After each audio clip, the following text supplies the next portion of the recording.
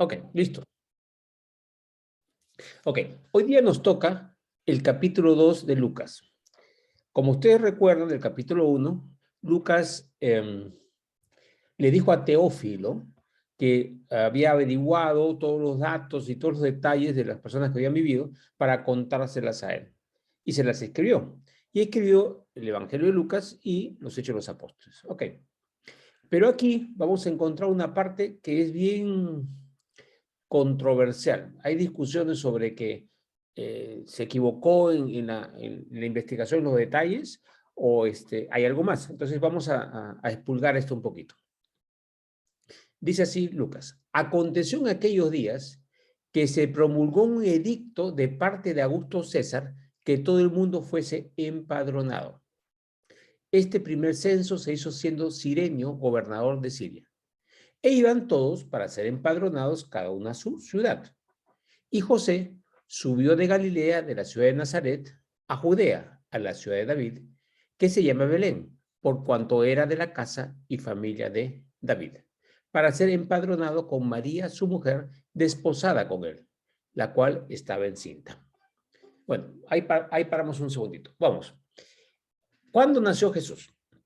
No se sabe, pero se sabe que fue antes de que Herodes haya muerto y no al día anterior, porque Herodes mandó matar a todos los niños de Belén, si ustedes recuerdan por la historia de Mateo, que tenían menos de 2 años. Y la palabra de Mateo dice, de acuerdo a las fechas que había inquirido los magos. O sea, el cálculo de que si mataba de 2 años para abajo, lo iba a matar de todas maneras. O sea, no sabemos si tenía 1 año, año y medio, por lo menos 1 año, ¿no? Ok. Herodes murió el año 4, o sea, Jesús por lo menos nació en el año 5 a 6 antes de Cristo, ¿ya? ¿Por qué antes de Cristo nació Jesús? O sea, qué raro, ¿no? No, el asunto está que cuando hicieron los cálculos de cuándo nació Jesús y hicieron el calendario que tenemos ahora, se llama gregoriano. Gregorio, el que lo desarrolló, cometió varios errores en los cálculos. Entre ellos, sacó 4 años de un emperador que no estaba en la lista, que lo habían borrado y él no se había dado cuenta, y después apareció, y una serie de detalles más. O sea, lo mínimo que nació Jesús es el 5 antes de Cristo. O sea, 5 a 6. Ese es algunos hablan hasta el posible el 8, pero no, ya es demasiado lejano. Digamos, de 5 a 6, de acuerdo a la fecha que murió Herodes, que murió el año 4, y con esos 2 años, pues no mucho más antes. Ok. Entonces Jesús nació en esa época. Mucha gente habla de Cirenio. ¿Qué es Cirenio, gobernador de Siria? Cirenio, gobernador de Siria, fue después del año 6 a 8 después de Cristo. Él antes no era el gobernador de Siria. Entonces, parece que esto es ilógico. Primer punto. El censo nunca era de 1 año ni de 1 día. Los censos, inclusive cuando tú estudias los censos romanos, ha habido censos de 20 años para toda una población. Entonces, este censo se hizo mientras Cirenio era gobernador de Siria. Ahora, cuando estudias quién era el gobernador en la época que nació Jesús, Siria es la parte que correspondería pues a lo que es ahora Siria, lo que es ahora Israel, ¿no? El norte, parte de Egipto, ¿no? El gobernador de Siria era de esa época, de esa zona. Entonces, en las historias de los gobernadores romanos de Siria, justo entre el año más o menos 6 a 1 antes de Cristo, no se sabe quién fue el gobernador, no se tiene el nombre, no se conoce para nada, o sea, no hay ningún registro. Hay registro de los anteriores, hay registro de los posteriores, pero en ese periodo no hay. Y esto es según el calendario romano, o sea que no hubo un engaño que faltaba, pero por algún motivo no está registrado el nombre del gobernador en esa época. Y no sabemos si se llamaba Cirenio, que es una de las posibilidades que se plantea. Una posibilidad es que ese gobernador que no se conoce sea, porque sabemos que Jesús nació en ese año, ¿ok? Entre el 4 y el 6 antes de Cristo. La otra posibilidad es que esté hablando de que Cirenio estaba ante el censo. Y efectivamente, como el censo fue más o menos del año 6 antes de Cristo, aproximadamente entre el 6 o 8 antes de Cristo, y duró más o menos hasta el 12, y Cirenio ya era gobernador entre el 6 al 8, ya era gobernador de Siria. Entonces, podría ser que está hablando ese censo fue también durante Cirenio, pero duró un montón de tiempo. Ok, primer punto. sea, no sabemos con exactitud, pero obviamente no es el punto. Ok. Para ser empadronado como haría su mujer. Mucha gente dice, oye, pero los censos no son así. Pero un momentito.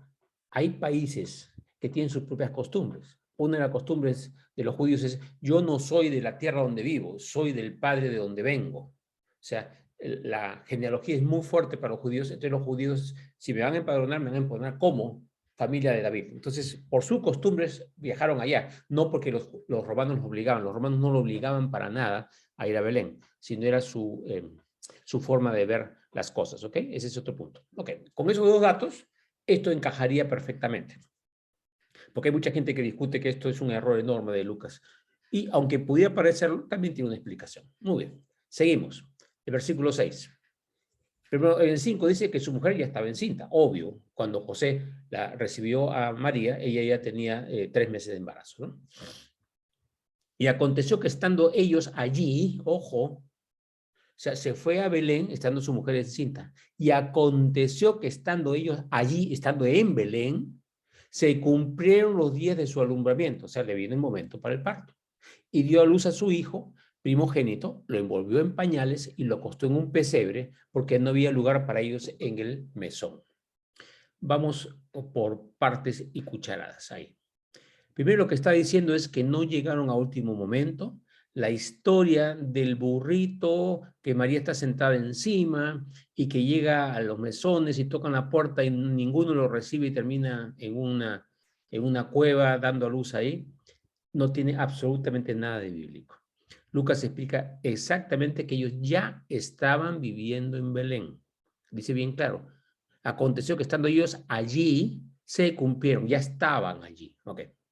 Y la siguiente parte no se entiende entonces. Y dio a luz a su hijo primogénito. También acá hay discusión, porque para los judíos el primero que nace es primogénito, aunque no haya otro después. Otro dice primogénito, ves, tenían vino más hijos después. No, esa explicación no hay problema. En judíos puede haber tenido más hijos o no más, menos hijos según ese versículo, porque primogénito significa el primero que nace, aunque no tengas más hermanos después. ¿Ya? Lo envolvió en pañales y lo acostó en un pesebre. Miren la palabrita, lo acostó en un pesebre. Para nosotros la costumbre, ¿qué cosa es un pesebre? Es la casa donde está, o el sitio donde estaban. No, pesebre significa el comedero. Lo acostó en el comedero. ¿Ya? ¿Ok? Pesebre es el comedero, no es un lugar. ¿Por qué? Porque no había lugar para ellos en el mesón. Ok. Belén. Belén es una ciudad pequeñita, muy pequeñita. En esa época era el sitio más pobre de Israel. Cuando habla el profeta que dice Belén, la más pequeña de las, ¿no? de las casas, de las ciudades de Judá, ahí van a ser nuestro Salvador.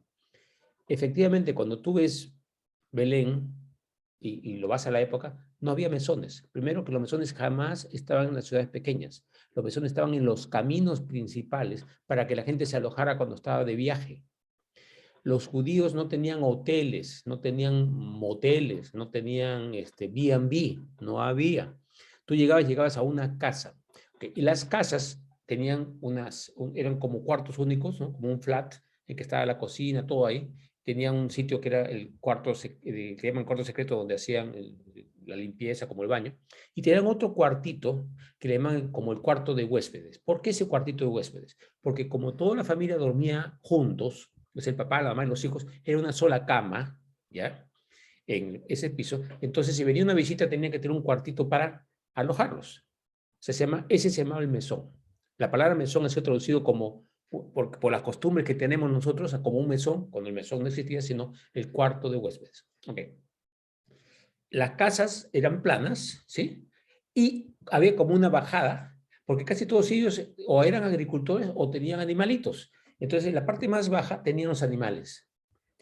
Y estos animales se alojaban en invierno ahí, en otra época los sacaban a pastar, y ahí tenían sus comederos, sus pesebres. Entonces, Jesús, ellos da el parto, y como no había lugar para ellos en el mesón, en el cuarto de huéspedes, porque ya estaba ocupado, porque en esa época había muchísima gente, o sea, la cantidad de gente que vino a Belén era enorme, ya le habían dado el cuarto a alguien, ellos dio luz y puso a su hijo en un comedero, porque no había sitio para ellos en el cuarto de visitas, ¿ok? Entendiendo eso, primero, no llegaron a último minuto, tenían lugar donde estuvieron, y el pesebre no es una construcción, sino es un comedero. Okay. Entendiendo eso nos cambia un montón de cosas del concepto de Navidad, ¿no? Ahora, curioso, ¿cuándo nace Jesús? Ya se les he explicado que bíblicamente es entre agosto y septiembre, no sabemos la fecha. Más probable es septiembre por la fiesta de las trompetas, pero no podemos asegurarlo. En esa época, vienen los pastores que vamos a leer ahorita, estaban en el campo. En diciembre hace tanto frío que los animales los tienen adentro de las casas. O sea, justamente eso, obviamente no estaban ahí en ese momento. O sea, nació en un momento en que pudieron usar el pesebre y el espacio de ahí para poder estar, ¿ok? Entonces vamos ahora. Con eso seguimos. Si hay cualquier pregunta me paran, por favor, ¿ya? No hay problema. Ok, seguimos ahora. El 8. Había pastores en la misma región que velaban y guardaban las vigilias de la noche sobre su rebaño. Hay 4 vigilias en la noche. O sea, la noche se divide en 4 partes, cada parte con 3 horas. Y estaban guardando la vigilia, significa que se iban turnando, digamos, aproximadamente cada 3 horas era un cambio. No tenían reloj, pero más o menos calculaban. Guardaban las vigilias de la noche. Vigilia es la vigilancia sobre su rebaño, para que no se lo coma un animal, para que no se lo robe y no se escape. He aquí, en el versículo 9, se les presentó un ángel del Señor, un hito, y la gloria del Señor los rodeó de resplandor y tuvieron gran temor. O sea, tuvieron una gran escena, ¿no? Y cuando te pasa una esa cosa y te parece algo, pues, miedo de qué cosa es esto, ¿no? Pero el ángel le dijo, no temáis. Y eso es algo que jamás te va a decir el diablo, porque el diablo quiere que le temas, que le tengas miedo, ¿no? Eso ya automáticamente, y esa es una palabra de un ser angélico. No temáis, porque aquí os doy nuevas noticias, buenas noticias, por si acaso evangelio significa buenas noticias, nuevas de gran gozo, que será para todo el pueblo. O sea, está diciendo, esto no es para ustedes, es para todo el pueblo. Cuando habla del pueblo, estoy hablando de los judíos. Que os ha nacido hoy, la noticia, hoy, en la ciudad de David. ¿Cuál es la ciudad de David? Belén. Un Salvador, que es Cristo el Señor. En la traducción sería Salvador. La palabra que usaban para Salvador era Yeshua, que es Jesús.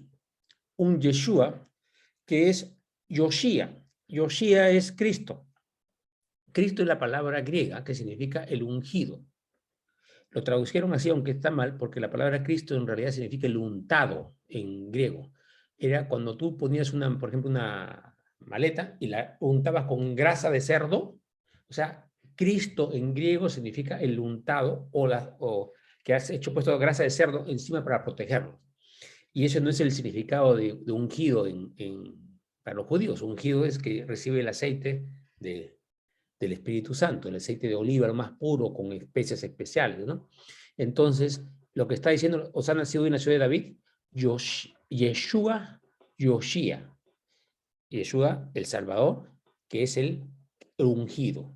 Lo estamos diciendo ahora a Cristo, pero en realidad la palabra Cristo era una burla que la vamos a ver otra vez en otra carta. Esto os servirá de señal. Este es algo interesante, porque Dios cuando te habla y te da una cosa, le gusta mostrarte algo para que te reafirme, como te confirme algo, para que uno esté tranquilo. Si Él conoce nuestro corazón y sabe nuestra realidad humana, entonces para confirmarnos. Esto os servirá de señal. Hallaréis al niño envuelto en pañales, acostado en un pesebre. ¿Ya? Entonces, ¿el niño cómo va a estar? Envuelto en pañales, en tropas, porque no tenía ropa, ¿no? Y en un pesebre, o sea, acostado en un pesebre, no dentro de un pesebre, acostado en un pesebre.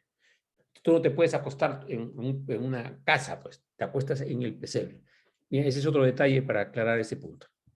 Y repentinamente apareció con el ángel una multitud de las huestes celestiales que alababan a Dios y decían, gloria a Dios en las alturas y en la tierra paz y buena voluntad para con los hombres. Ok. El ángel, la palabra ángel significa mensajero. Entonces el ángel es el que da el mensaje. Y la otra multitud de huestes celestiales están alabando, cantando, lo que tú quieras. Pero el que da mensajes, la palabra ángel es el que trae un mensaje de Dios, ¿sí? Un encargo de Dios. ¿Ok? Dicho sea de paso, Jesús también se lo conoce en algunos pasajes como el ángel de Jehová, porque él trae el mensaje de Dios, no porque es un ángel, porque es Dios, ¿ya? Pero ángeles, como ángeles, cuando está transmitiendo algo que el Padre ha dicho, es un ángel. Nosotros, cuando transmitimos algo que Dios nos ha dicho, estamos actuando como ángeles, ¿ok? El ángel es una palabra que significa el que da el mensaje. Pero también hay lo que se llama la naturaleza angélica, o sea, algunos seres que son de naturaleza angélica, su trabajo es ese, ¿no? Pero significa las dos cosas en hebreo, entonces a veces hay que saber diferenciar de cuál dos están hablando. Ok, gloria a Dios en las alturas y en la tierra paz y buena voluntad para con los hombres. Lo que está diciendo acá es, Dios está glorificado en el mundo espiritual y ahora le deseamos paz y buena voluntad al mundo terrenal. Porque como Cristo todavía no muere y resucita, todavía no ha ganado la batalla, entonces todavía no puede establecerse todo el sistema para el global, ¿no? Ok, 15. Sucedió que cuando los ángeles se fueron de ellos, o sea, se separaron al cielo, o sea, al mundo espiritual, los pastores se dijeron unos a otros. Después de ver eso, dijeron, oye, pasemos pues hasta Belén. Ellos no estaban en Belén, estaban en el campo. Vayamos a Belén. Porque hay un montón de pueblitos chiquitos alrededor, pues, y hay zonas para llevar las ovejas, ¿no? Y veamos esto que ha sucedido, lo que ha sucedido, lo que nos han dicho el ángel, y que el Señor nos ha manifestado. Está diciendo, oye, si Dios nos ha hablado y Dios nos ha manifestado algo, vayamos pues a ver lo que Dios nos ha dicho. Esa actitud es lo que tenemos que hacer. Y muchas veces el Señor nos muestra algo o nos pide hacer algo y estamos dando. Fíjense que esto no estaba como acá a la esquina, no. Tuvieron que caminar un buen pedazo de donde estaban cuidando los animales hasta, hasta Belén. No sabemos si fueron todos y dejaron ahí el ganado o dejaron algunos encargados y fueron un grupo, no lo dice. Ok, 17. Y al verlo, o sea, cuando ya lo vieron, dieron a... Perdón, lo que el Señor nos ha manifestado. 16. Vinieron pues apresuradamente. ¿Qué significa apresuradamente? Con prisa. ¿Qué significa? Cuanto antes. Quiero verlo ya. Si Dios me pide, quiero hacerlo ya. Si Dios me dice algo, quiero hacerlo ya, quiero verlo ya. Apresuradamente. No estamos hablando apresurado de algo negativo, sino más bien como algo positivo. Vinieron pues apresuradamente y hallaron a María y a José y al niño acostado en el pesebre, que esa era la señal. Y al verlo, dieron a conocer lo que se les había dicho acerca del niño. O sea, en otras palabras es, si Dios te dice algo, cuéntalo, a menos que diga que no cuente, ¿no? Inmediatamente, mira, esto nos pasó, no diga, y por eso estamos acá, ¿no? ¿Cuál es la importancia de eso? Porque transmites el mensaje a más y haces crecer lo que Dios quiere, ¿no? Y todos los que oyeron, o sea, no solamente los pastores, ahí estaba también José y María, ¿sí? Pero estaban los que estaban en la casa, en esa casa, ¿ya? Todos los que oyeron. Ok. Y nuevamente, si hubiera sido en esa cuevita solos, eran solamente ellos dos, hubieran venido los pastores y no pasaba nada, ¿no? Eran solamente José y María. No, es decir, todos los que oyeron se maravillaron de lo que los pastores les decían. O sea, dieron testimonio. Y dijeron, ¡ah, mira, increíble! Pero María guardaba todas estas cosas meditándolas en su corazón. Este no es un pero negativo, sino decía, a diferencia de otras personas, María guardaba ¿qué es? Guardare es mantener tus ojos muy atentos a algo, cuidándolo. Guardar todas estas cosas es, le pongo toda atención y las guardo, las tengo muy cerca a mí para mantenerlas ahí, meditándolas en su corazón. O sea, ¿cómo las guardaba? Meditándolas. Señor, tú has mostrado esto, tú me mostraste, dijiste el ángel, me hablaste que iba a quedar embarazada sin presencia de un hombre, y todo esto que está pasando con Elizabeth que leímos la vez pasada. Entonces, todas estas cosas las guardaba en su corazón, estaba meditando en lo que Dios estaba haciendo y para qué lo estaba haciendo. ¿Para qué? Para ser un buen instrumento de Él. Es básicamente lo que debemos hacer todos. Es importantísimo. Si Dios te muestra algo, medítalo en tu corazón. O sea, dale vueltas. No, no estamos hablando de eso, sino, Señor, ¿qué me quieres decir con esto? Tú me has mostrado que acá estoy para que tú me uses, etcétera, etcétera, etcétera. ¿Ok? 20. Y volvieron los pastores glorificando y alabando a Dios por todas las cosas que habían oído y visto como se les había dicho. O sea, Dios le dijo por medio del ángel, esto es así, así, así. Y fueron, oye, exacto como nos dijo el ángel. Así, pero cuando Dios dice algo, lo dice completo, pues correcto. Y esa es una de las formas de comprobar si Dios te ha hablado. ¿Ya? Miren, este es otro de los trucos. Interesante. Para comprobar es algo, dice, Dios te dice, la casa tiene 4 pisos, el techo es rojo y tiene en la puerta un Volkswagen de color verde. Vas y vas a encontrar exactamente esos detalles. Porque Dios va a cumplir todo. O sea, todo lo que te dice Dios, todo va a ser oído y visto. ¿Sí? Seguimos. Cumplidos los 8 días para circuncidar al niño, le pusieron por nombre Yeshua, Jesús, el cual le había puesto por el ángel antes que fuese concebido. Eso cuando el ángel dijo, le pondrás por nombre Yeshua, que significa Dios con vosotros. O también puede significar Salvador, ¿no? ¿Por qué 8º día? Porque en la ley mosaica dice exactamente que todo varón, ¿no?, tendrá que presentarse al 8º día, no importa si es sábado o es viernes, sábado, al 8º día va a ir a ser circuncidado, ¿sí? Entonces, y ahora médicamente, ¿por qué 8º día? Porque 8º día es el mejor día para la circuncisión. En esa época no tenían, pues, hacer operaciones y todo el material que tenemos ahora, ¿no?, de anestésicos. Es el día en que menos le duele, en que menos sangre y cicatriza más rápido. Por algún motivo, ese es el día exacto para que salga mejor la circuncisión sin ninguna complicación. O sea, Dios le dijo 8º día. Y así igualito fue Jesús. ¿Ok? Y cuando se cumplieron los días de la purificación de ellos, conforme a la ley de Moisés, le trajeron a Jerusalén para presentarle al Señor. Ok, como está escrito en la ley del Señor, todo varón que abriere la matriz será llamado santo al Señor. Y para ofrecer conforme a lo que se dice en la ley del Señor, un par de tórtolas o 2 palominos. Ok. Vamos a explorar esto bien bonito. Día de purificación, ¿cuántos días son? 40. La mujer, si cuando da luz y es varón, son 40 días de limpieza, y a los 40 días van y se presentaban al templo. Se presentaron ahí porque estaban más o menos cerca. Si vivían lejos, no podían hacer eso. Pero como estaban en Belén, que es bastante cerca a Jerusalén, al día 40 fueron a presentarse al templo. Y dice, y presentaron un par de tórtolas o 2 palominos. La ley mosaica dice que había que presentar un cordero.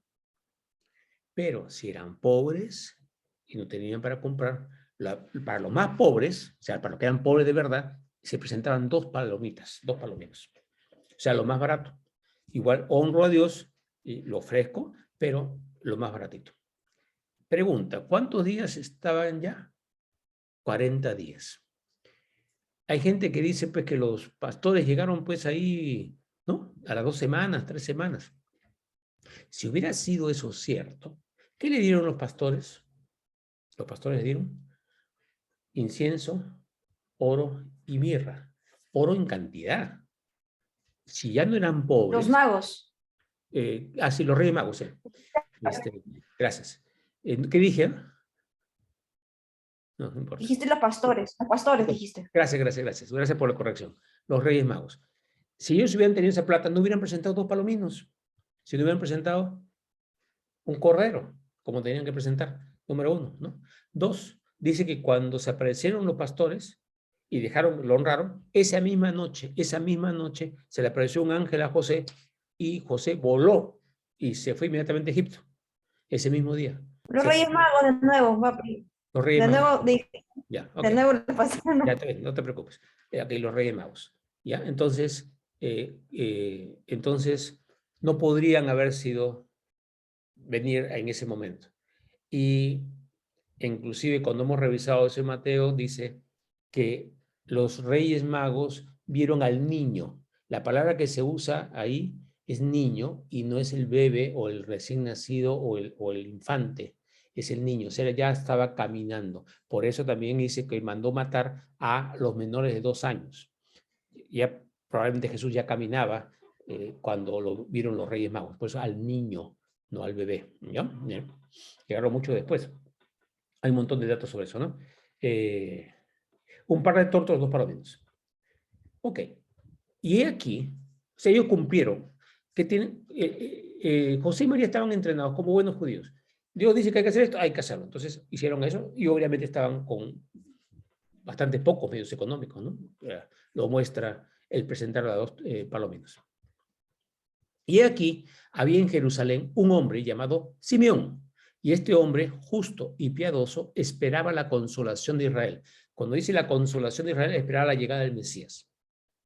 Por si acaso, y esta es otra cosa que vamos a revisar al final de Lucas también, y al comienzo de Hechos de los Apóstoles, es que los judíos, había un montón de judíos, dice que había un montón de judíos que estaban viviendo. Eso lo vamos a encontrar en Hechos. Y siempre se pregunta por qué habían ido a vivir en esa época. Porque la profecía de Daniel decía que iban a pasar 69 periodos de 7 años desde la orden de reconstrucción de Jerusalén hasta la muerte del Mesías príncipe. Entonces, en ese momento no, pero luego para el momento de la muerte de Jesús sí estaban toda esa gente ahí, porque había profecías y que se cumplieron una por una, ¿ok? Entonces, Simeón, la profecía es, ya está cerca. Ya faltan, en ese momento faltaban pues 3 por 7, 4 hebdómadas, 4 periodos de 7 años cuando estaba Simeón. Él sabía que se estaba acercando y Dios le había hablado. Este hombre justo y piadoso esperaba la consolación de Israel, o sea, la llegada del Mesías. Y el Espíritu Santo estaba sobre él. O sea, el Espíritu Santo estaba sobre él. Él era un profeta, un mensajero de Dios. Y le había sido revelado por el Espíritu Santo que no vería la muerte antes que viese al ungido del Señor. Al ungido del Señor, o sea, al Mesías. La palabra ungido nuevamente, Mesías o Yoshía, es el ungido del Señor. Ok. Y movido por el Espíritu, estaba posiblemente en su casa, otra parte, vino al templo, o sea, uy, anda allá.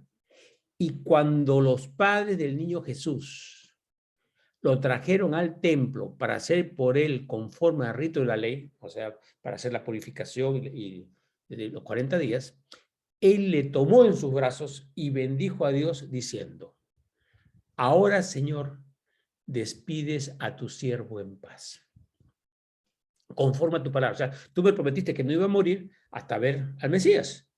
Entonces ya se va, ya me lo has mostrado, ya. Y me voy en tu momento, porque me estás despidiendo, me dices eso, que me estás despidiendo, porque tú cumples tu palabra. Porque han visto mis ojos tu salvación. ¿Cuál es la salvación? Jesús. Mis ojos han visto al que va a traer salvación para Israel, la cual has preparado en presencia de todos los pueblos. O sea, que es algo que has ido haciendo y ya estaba alistando todo el movimiento de todos los poderes, todos los imperios a lo largo de la historia para llegar a ese momento. Y que dice, luz para revelación a los gentiles y gloria de tu pueblo Israel. ¿Para quién es eso? Para todos, para los gentiles, o sea, los no judíos, y para gloria de tu pueblo Israel. ¿Por qué gloria para tu pueblo Israel y luz para los gentiles? Gloria para tu pueblo Israel es que el pueblo de Israel aceptó el llamamiento, creyó en eso y se mantuvo con ciertas formas, pero como alguien que creía en Jehová, ¿no? En Dios para esto. Claro, perfectos no eran para nada, por eso Jesús habló de los fariseos, pero estaban siguiendo en una cierta medida eso, y el otro mundo para nada, ¿no es cierto? Y luz para revelación a los gentiles, o sea, para que los gentiles pudieran ver lo que realmente es cierto, porque lo que estaban viendo eran otros dioses, otras cosas, el mundo, y nada que ver con el verdadero Dios, ¿correcto? Ok. Ese es Simeón, lo que estoy hablando en ese momento. Y José y su madre María, estaban maravillados de todo lo que decía el wow, ¿no? O sea, cosa tras cosa. Primero, el parto. Luego vienen los pastores, ¿sí? Hacen la circuncisión, toda la cosa. Y ahora al 40 días, cuando es el día de la santificación, el día de entregarlo a Dios, al bebé, y los palominos se entregan y lo regresan al niño en ese mismo momento, le dan ese mensaje. O sea, wow, así, ¿no? Y los bendijo Simeón y dijo a su madre María, he aquí, este niño está puesto para caída y para levantamiento de muchos en Israel. Claro, algunos en Israel creyeron, levantados, otros lo negaron, no aceptaron, caída. Y para señal que será contradicha. En otras palabras, va a mostrar muchas señales, pero no van a querer aceptar las señales, contradicha y atacada, inclusive, ¿qué es lo que pasó con Jesús, no es cierto? Y una espada traspasará tu misma alma. O sea, perder un hijo y esa cosa, va a sentir una herida muy fuerte. Ahora, todo el mundo habla solamente del momento de la, ¿cómo se llama? De la muerte de Jesús que traspasa el alma de María. Pero la espada, el símbolo de la espada no es dañino. El símbolo de la espada es la palabra, el mensaje de Dios, por si acaso. ¿Ya? Entonces, ese significado de cuál de los dos es un poco complicado porque no lo explica más. Pero todo lo que te diga él va a traspasar tu alma, o sea, va a entrar y va a afectar tu alma. O también en lo que vas a pasar momentos dolorosos, vas a pasar momentos de bastante dolor. ¿Sí? Van a traspasar tu alma. Cualquiera de los dos puede ser visto en este momento. Dice, ¿para qué? Para que sean revelados los pensamientos de muchos corazones. No está hablando de María. Ese pedacito de espada traspasar tu alma es un agregado adentro, pero señal que será contradicha para que sean revelados los pensamientos de muchos corazones. Si Dios está mostrando la luz y la gente no la acepta, ¿qué muestra? Que no son de la luz, son de la oscuridad. Señal que será contradicha para que sean revelados los pensamientos de muchos corazones. Se va a revelar lo que realmente tienes en el corazón. Tú, cuando Dios te pide algo, ¿cómo actúas? ¿Para reflejar su luz o para mirar a otro lado? Entonces ahí está el punto, ¿no? Entonces, la palabra que da Dios es para que sea revelado también nuestro corazón, hacia dónde nos estamos inclinando. Ok. 36. Estaba también allí Ana, profetisa, otra más, hija de Fanuel, de la tribu de Aser, de edad muy avanzada, pues había vivido con su marido 7 años desde su virginidad. O sea, más o menos se casaron a los 14 y 7, 21. Y era viuda de hace 84 años. 84 y 21, 105. O sea, lo más jovencita que tenía esta mujer era 105 años en este momento. Y no se apartaba del templo, sirviendo de noche y de día con ayunos y oraciones. O sea, era una mujer muy devota que estaba constantemente sirviendo, con ayunos y oraciones y sirviendo, o sea, tratando de ayudar lo que sea, ¿no? Esta, Ana, presentándose en la misma hora que se presentó Simeón, daba gracias a Dios y hablaba del niño a todos los que esperaban la redención en Jerusalén. O sea, la gente estaba esperando, que ya se estaba acercando la profecía de los 69, periodo de 7 años, 69 dómadas en el original, y ya estaba acercándose, entonces estaban anunciando, este es el niño. Lo que todos ustedes están esperando, que ya Israel sea libre de verdad, que conozca, que tenga su Mesías, este es el niño. O sea, ya estaban anunciando. Muy bien. 39. Después de haber cumplido con todo lo prescrito en la ley del Señor, volvieron a Galilea, a su ciudad de Nazaret. El niño crecía y se fortalecía y se llenaba de sabiduría, y la gracia de Dios era sobre él. Ok, todo muy bonito, pero acá hay un problema bien fuerte desde el punto de vista bíblico. En Mateo dice que cuando era el niñito, ya estaba grande, o sea, ya había pasado todo esto, ojo, él huyeron a Egipto y estuvieron en Egipto hasta que murió el rey Herodes, y de ahí vinieron y se pasaron recién a Galilea. Pero acá está hablando de volvieron a Galilea, a su ciudad de Nazaret, y no habla nada de Egipto. ¿Qué hay acá? O Lucas no recibió la información, que es una posibilidad, o sencillamente esto es, después de haber cumplido con todo lo prescrito de la ley del Señor, volvieron a Galilea. La mayor parte de la gente opina que sencillamente Lucas no tenía la información aquí, le faltó esa información y por eso no la transmitió. Y punto. Ahora, tampoco contó lo de los magos. O sea, posiblemente esa parte tampoco se la contaron a él. Ahora, acordémonos que hacer un evangelio bastante completo no fue hecho. Juan, el apóstol Juan, cuando escribe el libro de Juan, dice, y Jesús hizo y dijo muchísimas cosas que no están escritas en este libro. Está hablando del Evangelio de Juan. Y si se escribieran todas, creo que no cabría en todos los libros del mundo. Pero estas, la que les he escrito, es para que creáis que Jesús es el Hijo de Dios y para que creyendo en Él tengáis vida en su nombre. O sea, si bien nos han contado datos, no nos han contado todos los datos. No tenemos todos los datos. Ahí en ese evangelio se muestra claramente. Entonces, la mejor suposición es que o no tenía la información o sencillamente decidió no contarlo porque si no se iba a acumular demasiadas cosas. O sea, cada uno cuando escribe un libro sobre alguien, acuérdate que esto no se lo dictó Dios, sino él averiguó los datos para contar lo que él había averiguado. O sea, él funcionó como un historiador. ¿Por qué no lo puso el otro? No lo sabemos. O no tuvo la información, o si la tuvo, había demasiada información y fue quitando algunos. ¿Ok? Seguimos. El niño crecía, se fortalecía y se llenaba de sabiduría y la gracia de Dios era sobre él. Siguiente episodio. El niño Jesús en el templo. Cuando dice niño, aquí él ya tenía 12 años, pero no importa.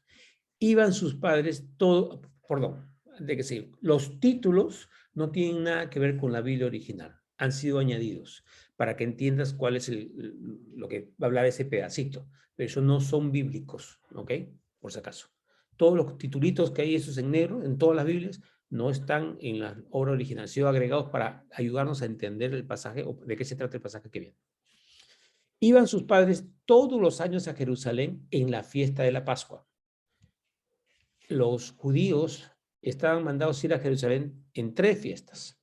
Una de la Pascua, otra de la fiesta, no importa, 3 fiestas. Entonces, como vivían más o menos cerca, eran varios días de viaje, era como una semana caminando, ¿eh? No era un día, pero se preparaban para hacer eso. Iban sus padres todos los años a Jerusalén en la fiesta de la Pascua. Y cuando tuvo 12 años, subieron a Jerusalén conforme a la costumbre de la fiesta, o sea, como siempre lo hacían. Al regresar ellos, acabada la fiesta, se quedó el niño Jesús en Jerusalén sin que lo supiesen José y su madre. Y pensando que estaba entre la compañía, anduvieron camino de un día y le buscaban entre los parientes y los conocidos. Pero como no lo hallaron, volvieron a Jerusalén buscándole. Okay. Iban como en familia, pero en familia grande, no refiero, ¿no? Los primos lejanos, los amigos, todos iban en una mancha y regresaron todos y sencillamente no se dieron cuenta y todo un día sin tenerlo. O sea, y aconteció que 3 días después, o sea, un día buscándolo y 3 días son 4, le hallaron en el templo, sentado en medio de los doctores de la ley, o sea, por decir los teólogos, oyéndoles y preguntándoles. O sea, él escuchaba a los rabinos y luego les preguntaba. Y todos los que le oían se maravillaban de su inteligencia y de sus respuestas. O sea, Jesús hacía entonces 3 cosas. Uno es oía, preguntaba y respondía. Mucha gente dice que él le daba clase a los rabinos. Lo que él hacía es escuchaba, luego preguntaba sobre lo que estaban hablando y decía algo más, ¿no? O sea, le respondía. Y todos el que lo veían se maravillaban de su inteligencia y sus respuestas. Tenía 12 años, porque la formación para ese tipo pues toma muchísimos años. Obviamente Cristo tenía, Jesús tenía pues la formación y la inteligencia que tenía el Padre, ¿no? Y el Espíritu Santo. Cuando le vieron, se sorprendieron, dicen José y María, y le dijo su madre, hijo, ¿por qué nos has hecho esto? ¿Por qué nos has hecho así? He aquí tu padre y yo te hemos buscado con angustia, con desesperación. Entonces él le dijo, ¿por qué me buscabais? Respuesta bien loca, ¿no? ¿Cómo que no te vamos a buscar, hijo? Si te hemos venido a traer y luego nos vamos, estamos juntos, somos una familia. Él dice, ¿por qué me buscabais? ¿No sabíais que en los negocios de mi padre me es necesario estar? María le dice, yo y tu padre, pero agarra, dice, los negocios de mi padre. Esa es su primera declaración en la Biblia sobre yo soy el hijo del Padre, el hijo de Dios. Porque el negocio de su padre, que muchos dicen que era carpintero, que está en discusión, parece que era más como tipo, ¿cómo se llama? Albañil, que carpintero, no lo sabemos. Hay mucha discusión porque la palabra que se usa en el Evangelio deja las 2 opciones para interpretarlo, que dejémoslo como carpintero para no discutir. No sabía que en los negocios de mi padre me es necesario estar. Jesús está declarando que el hijo tiene que estar en los negocios de su padre. Él es hijo de Dios, tiene que estar en los negocios del padre. La pregunta para nosotros, ¿somos hijos de Dios? Entonces, ¿estamos involucrados en los negocios de nuestro padre? O sea, Papá, ¿dónde meto? ¿Dónde invierto? ¿Con quién hablo? ¿No? ¿Para qué? ¿Con quién hablo de ti? ¿A quién le transmito el evangelio? ¿Por quién oro? Para que se cure, para que crezca, para que se perdone, para que se sane, qué sé yo, lo que tienes. Entonces, la declaración es otra vez. No sabéis que tengo que estar en los negocios de mi padre. Y esa es otra de las cosas que nosotros tenemos que decir todos los días. Papá, aquí estoy para trabajar en tu empresa. Porque llamarlo empresa, negocio, ¿no? En tu empresa. Para que me uses para tu empresa, ¿no? Esa es una declaración que hizo Jesús y que tenemos que hacer a nosotros. 50. Más ellos no entendieron las palabras que les habló. O sea, no captaron esto. ¿Qué negocio está hablando? No entendemos nada. Pero bueno. Y descendió con ellos y volvió a Nazaret. Y estaba sujeto a ellos. Y su madre guardaba todas estas cosas en su corazón. Otra vez, todo lo que iba pasando lo iba haciendo, Señor. No entiendo, puede que no entienda, no sé de qué se trata, pero yo sé que tú tienes un plan perfecto. Mira cómo es, ¿no? Igual nosotros, nos pasa una circunstancia difícil, algo que no entendemos, en vez de, Señor, lo recibo ahorita y tú me vas a mostrar. Y con el tiempo el Señor lo hace. Y acá acaba este capítulo diciendo, y Jesús crecía en sabiduría y en estatura y en gracia para con Dios y los hombres.